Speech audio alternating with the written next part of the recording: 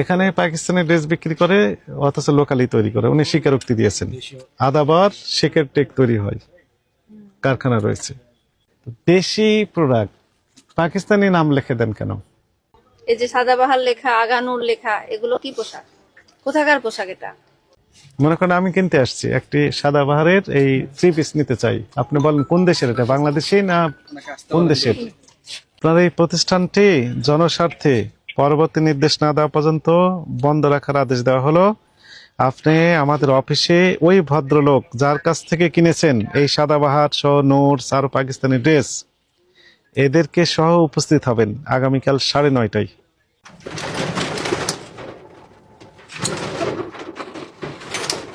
আমাদের আদেশ, লিখিত আদেশ থাকলো, লিখিত আদেশ ছাড়া আপনি ওপেন করতে পারবেন না। এবং দাম নিচ্ছেন ওই পাকিস্তানি যে রেট, সেই রেটেই। কিন্তু অ্যাকচুয়ালি ওনারা নিজেরা এখানে তৈরি করে বিক্রি করছেন। উনি সরল স্বীকারোক্তি দিয়েছেন। যেহেতু বিক্রি হচ্ছে, তাহলে এই বিষয়ে আমাদের আর তথ্য উদ্ঘাটন করা দরকার। কে কে জড়িত আছে, কোন কোন প্রতিষ্ঠানের সাথে ইনভলভ আছে, তাদেরকে আইনের আওতা নিয়ে আসা আমাদের এখন এটি দায়িত্ব। সাদাবাহার লিখেছেন, আগানুর না, আমরা কথা বলবো না। কথা বলবো না? আপনি ওই কোথা থেকে নিয়েছেন এগুলো? এগুলো হচ্ছে আমাদের বাংলাদেশি প্রোডাক্ট। এটা হচ্ছে আমাদের অরিজিনালটা, অরিজিনাল পোশাক, মানে original না, এটা অরিজিনাল সাদাবাহার বাংলাদেশি প্রোডাক্ট মাস্টার কপি বলে একে নাকি? সাদাবাহার কোন দেশের? ফোনে কথা বলবো। আগে আমার সাথে কথা বলেন, পরে আপনি বলেন। আপনি আমাদেরকে বলেন এই সাদাবাহার এরা কোন দেশের? আমার মালিক জানে, আমি তো দোকানের মালিক। আপনি তো বললেন যেটি বাংলাদেশে তৈরি। আপনি ফোন দিচ্ছেন কেন? তোমাদের সাথে কথা বলবো। আমি তো কথা বলবো না।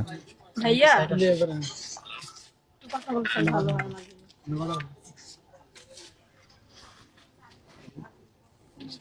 আপনি জানাই দেন।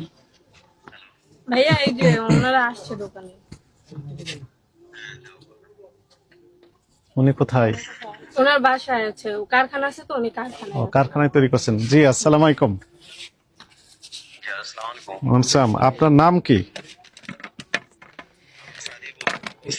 আপনি ওই যে পাকিস্তানি বিভিন্ন ড্রেস, পাকিস্তানি ব্র্যান্ডেড ড্রেস নিজেরা তৈরি করে বিক্রি করেন না কিনে এনে এসে বিক্রি করেন? আপনার কথা বোঝা যাচ্ছে না।